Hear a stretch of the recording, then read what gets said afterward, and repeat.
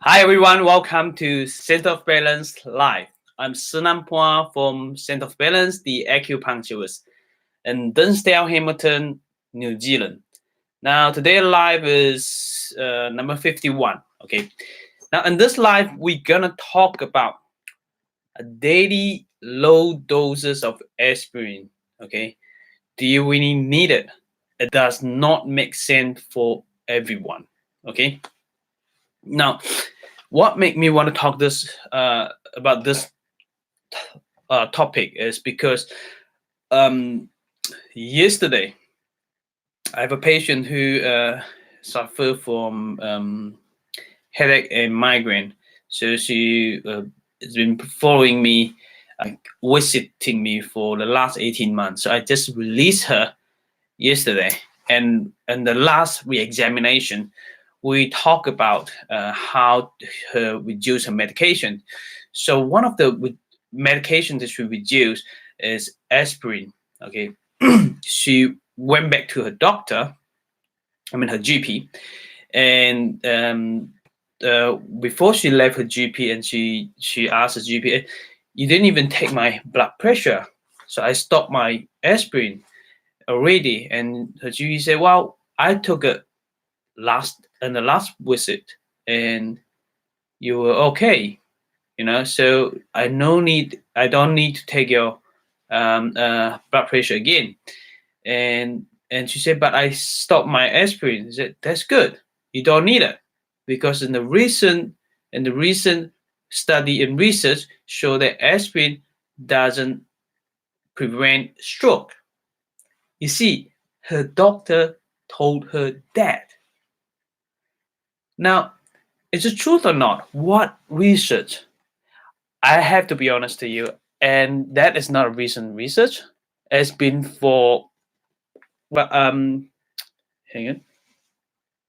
Oops, sorry, I just click on Instagram. Yeah, that research has been for years. Okay, I think I saw that research 2 or 3 years ago. It's not recent at all. So I went online and I checked it again. One of the reference I link it in the contents of your Facebook is upstairs on top, and YouTube and low in here, and Instagram I can't actually fit any contents in that. But hey, so aspirin. Now the reference is on education ed/heart health rethinking. Okay, and the other one is on sciencealert.com. Okay, those two websites. So we're going to talk about aspirin, right?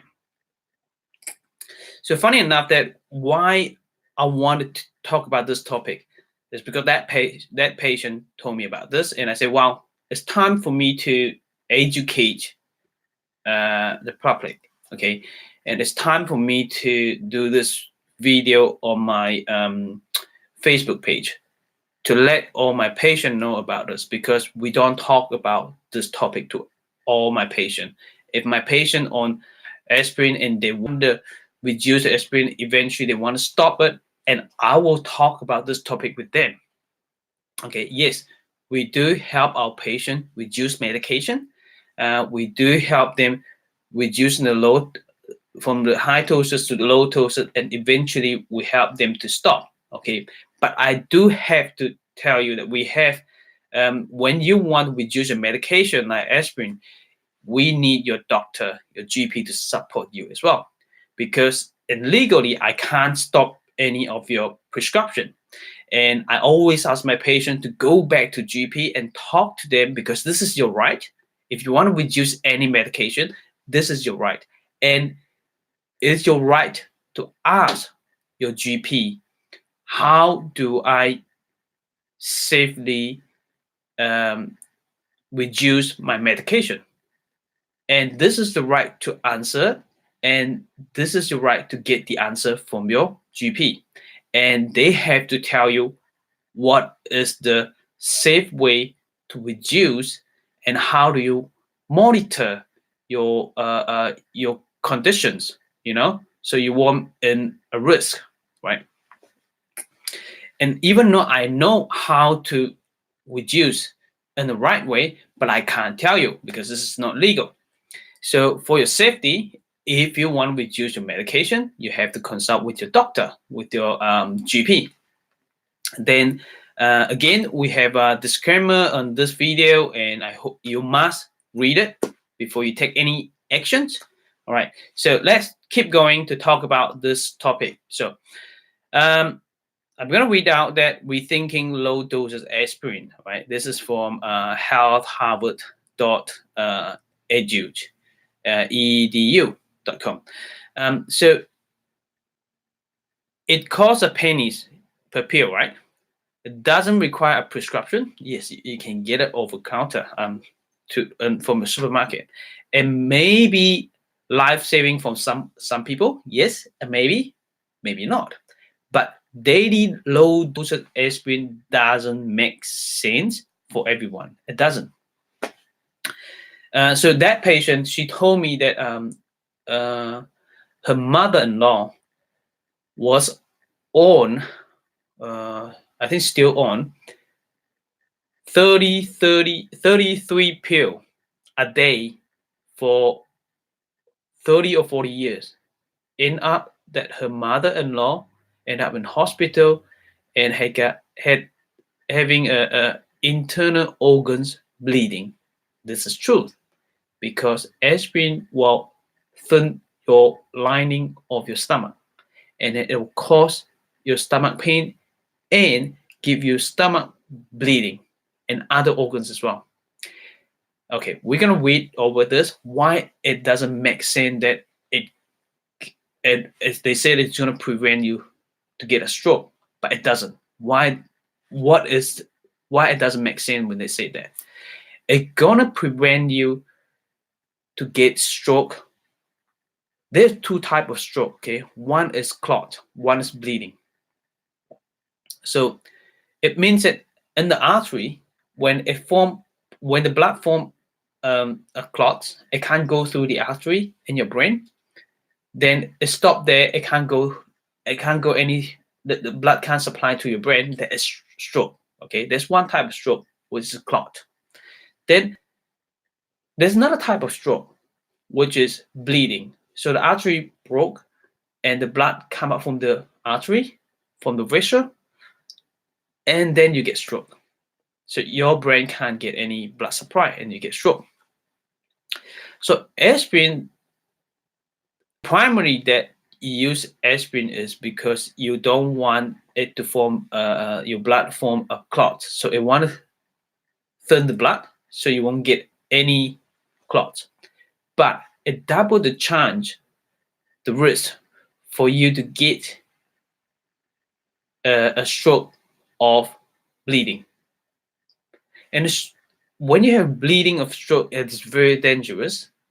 A lot of people die because of that. You see what I mean? So it causes another type of stroke. Okay, so we're going to read that now. 3 major studies that examine the benefits and risks of this widely used drug may alter the advice about who should take aspirin. So aspirin remains a cornerstone of treatment after a heart attack or stroke, but the question of whether people with a low or moderate risk of heart disease should take aspirin is a really important one, said Dr. Christopher Cannon, cardiologist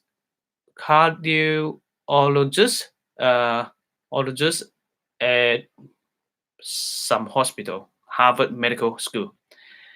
So it's not important here. Let's skip to aspirin pros and cons. Aspirin help so thin the blood, okay, and that can lead to heart attack or stroke. Okay, it can lead to a heart attack or stroke. Okay, but there is price to pay for that protection. Okay, you try to lower the risk of getting blood clots type of heart attack or stroke, right? You use aspirin to thin the blood, so your blood won't form to blood clots. So the blood clot won't lead to a heart attack or a stroke, right? But this price to pay for the protection, a higher risk of bleeding.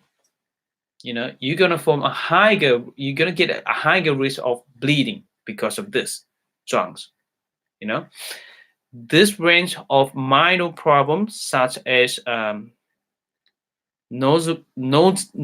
noticeable bruising. So when you take a low doses of aspirin, you find that wow, you get bruising easily.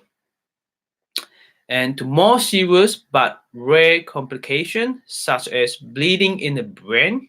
So if you hurt, you just bring it and you get bruised, right?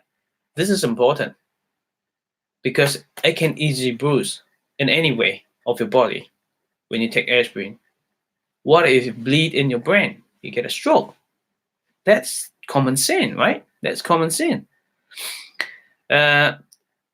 This so-called secondary prevention is widely recommended.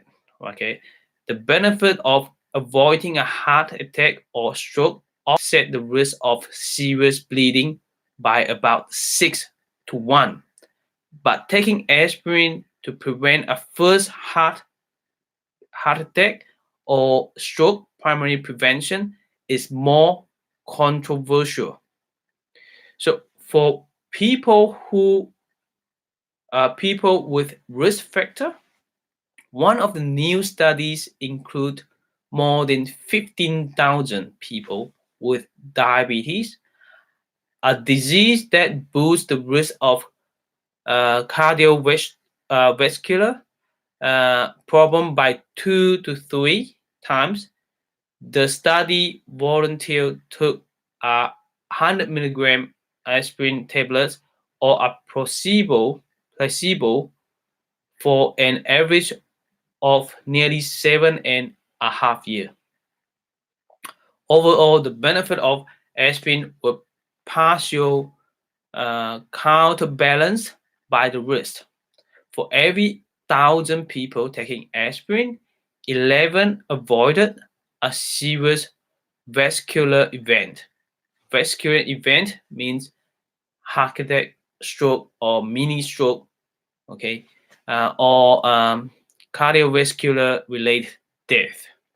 But 9 experienced bleeding that was serious enough to result in hospitalization or death. So 9 out of them need to go to hospital or even die, which means the risk and benefit were about the same. The study appeared in the August 26 New England Journal of Medicine. The second study in the August 26 Lancet. Lancet is a very, very popular medical journal. Include more than 12,500 people, all of whom had several risk factors for heart disease, such as cholesterol, high blood pressure, or being a smoker, but not diabetes. They also took a daily 100 milligram aspirin tablets or a placebo over a 5 years period. Aspirin did not lower heart attack or related events. Gastrointestinal bleeding was low, but it was twice as likely to occur in people who took aspirin. Older people greater risk. The older you take it, the more risk you get. The third study focused on older people, whites, aged 70 and older, and blacks and Hispanic, whose baseline risk is slightly higher than that of whites, age 65 and older. The 19,000 plus participants took 100 milligrams, still 100 milligrams, of aspirin or placebo daily for a median of 4.7 years. Quite long. Aspirin did not lower the risk of cardiovascular disease, dementia, or disability. It did not lower those risks, but it did raise the risk of bleeding severe enough to require transfusion or hospitalization, as described in 3 papers in the September 16 New England Journal of Medicine. You see, all the people that have blood pressure, or they haven't, you have high blood pressure, and they put, high blood pressure, you have a higher chance to get stroke, right, or heart disease. So for prevention, they put you on lower doses of aspirin. But according to this study, it doesn't actually lower your risk. It actually raises the risk of bleeding severe enough to require transfusion or hospitalization. This is huge. This is not good. So the take-home message, often, this is for you, okay? Often people come into my office, Dr. Kanan say, and tell me they are taking aspirin because they have heard it prevents heart attacks. Says Dr. Kanan. This new study showed that's not always the case. It's not always the case, and that aspirin may do more harm than good for people who have never experienced a heart-related event. If you haven't got any heart-related event, disease, or stroke, aspirin may not for you. Okay. In a nutshell, people with diabetes appear to benefit from aspirin, okay, but the risk of bleeding offset some of the benefit. So if you have diabetes, you may think, oh, taking aspirin is good, but here say the risk of bleeding offsets some of the benefit. Do you want to keep bleeding, or do you want to get benefit from the aspirin? So you need to really think about it. So this is for your information. I'm not here to ask you, hey, you need to stop it because it's not good. You need to consult with the doctor, with your GP, and talk about the risks. Is it really you need to take it? So you need to ask the right question to your GP. Okay, what is the risk for you to take? You need to consider all this. So this study suggests that for people who don't have diabetes, as well as anyone who is age 70 or older, aspirin provides no heart benefit and seems to increase your odds of bleeding. So if you haven't got diabetes, if you are age of 70 or older, right, then do you really want to take aspirin to prevent heart disease if you don't have a heart disease before? Because the studies show that aspirin provides no heart benefits and seems to increase your bleeding conditions. So this means some people currently taking low dose aspirin should consider stopping it. This is from Dr. Cannon. Not so that this finding don't change the advice for people who have already had a heart attack or stroke, for them, aspirin is still recommended. All right. I have patient who has stroke. After that, she recover and she came to me and she want to reduce the aspirin, and we help her. Okay. And I have to say that my granny, she took aspirin and then changed to warfarin to thin the blood. Okay. She had a stroke and heart disease and diabetes. Seems like she fit to aspirin, but when she took aspirin, the second stroke she had is a blood clot type of stroke. And I told her when she was alive, I told my mother-in-law, this is not working, because if this is something want to prevent her to get a stroke, she got it. So it doesn't work. It didn't work. But because I'm not the son or daughter, so my advice from until that, and I stopped. No further advice because I'm not a GP. But you need to think about it. A patient who you need to question it. When I went to hospital, they stopped all the medication and we did acupuncture, and she was fine after a week. Okay. Then what happened is she had the first stroke. I wasn't here in New Zealand. And the second stroke that she had, it was blood clot. But she was on medication to prevent stroke, but she still get it. She still got it. Still suffer from stroke, from blood clot type. So which means that medication doesn't actually prevent it. She still got it. And the third time that she had stroke, what was stroke for is a bleeding one. Oh, sorry. The second one is the bleeding one. It caused the bleeding stroke. While she was alive, a lot of pressure on her brain, so we use acupuncture to help with that.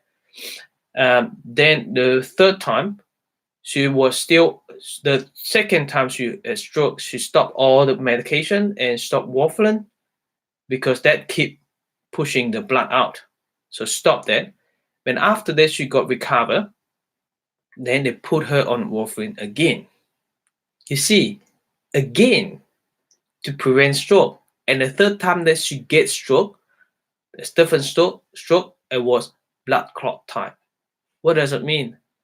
It doesn't prevent it for my grandma case.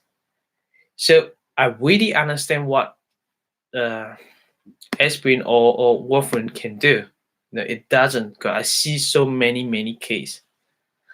So for your information, you need to think about it. If your family have aspirin, you need to really think about those things. Here's another thing for another website. I think this is good. Our findings suggest that a substantial portion of adults may be taking aspirin without their physician advice, which is without your doctor advice, and potential without their knowledge. So some people just take it because they heard about it can prevent stroke, and they don't have any sign. They just take it daily to help prevent it. So you must consult with your GP.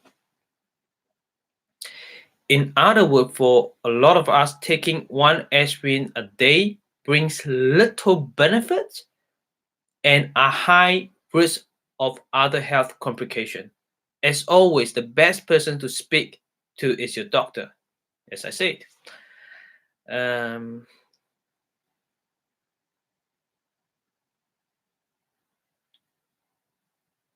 So yeah, the last word for you, if you're currently taking aspirin, discuss it with your doctor to see if it is still needed for you. Okay, this is very important. Now, if you're taking a lot of medication, and if you're thinking that, well, I want to reduce it, I want to stop it, hey, apart from talking to your doctor, And I have to tell you, with you, without doing anything, without doing other treatments, and you want to reduce your medication or stop your medication, there's no way that your GP will say yes. This is my experience. So we are here to help you. Okay, I'm not guaranteed that I can help you. I want you to come in to my office and talk to us about how to reduce your medication and what can we do for you. Okay, and of course, when you come in, I won't tell you how to reduce it. I will tell you, hey, this is what we do when we help our patient to reduce the medication. What can we do for restoring your organs function? Because what happens is when we help our patient, we always look at what kind of symptom. Why do you want on aspirin? Why do you want on those drugs? And what are the side effects of those? Do you have any side effect from those drugs? Okay, most people have. You haven't realized it, and I can point it out for you. Okay, so when you come in, we talk all this in initial examination. So you have to fill in a form, very complete form. So with all the organs questions. So when you fill in all the form, we understand what organs are out of balance. Then we can advise you what is the best treatment. When I say treatments, it's not just rely on me. There's so many things that you can do, for emotional, for diet, and for my acupuncture and Chinese herbs. What is best for you, I don't know. We do a combination to get your organs function back to normal, back to the best it can. Then you'll find a lot of symptoms went down, or your blood pressure will stabilize and your blood sugar will stabilize. Then a lot of medication you can start to reduce. When you start to reduce the medication, I never advise my patient reduce it themselves. I always ask my patient, hey, this is a good time. Everything's good. You should go back to the GP now and ask for advice how you can slowly cut down your medication. All right. So some GP doesn't listen to you, and I have a way to get them to work for you, to work with us. Okay, this is very important. So yes, if you're not sure about all this, come in to talk to us. It's free, 15 minutes free, and I'm happy to talk to you. Call us on 07846 7956, 07846 7956. There are beautiful thing that I want to tell you over here. Okay. Let me see. I was thinking I want to tell you something. I forgot about this. Back to the old ways of saying. Oh, it's not in here. Yeah. Now, some of you watching here, if you love my live video, please give me a thumbs up on Instagram. Put a laugh on it.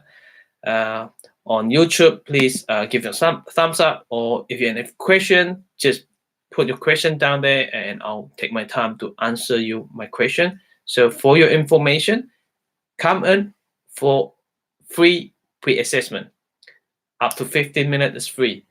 Call us on 07846 7956. Okay, so share with this video, this information to your family, your friends who are on aspirin, and they're worried about the risk of aspirin, or they don't know about the risk of aspirin. Now you know. If you care about them, you should share this video with them.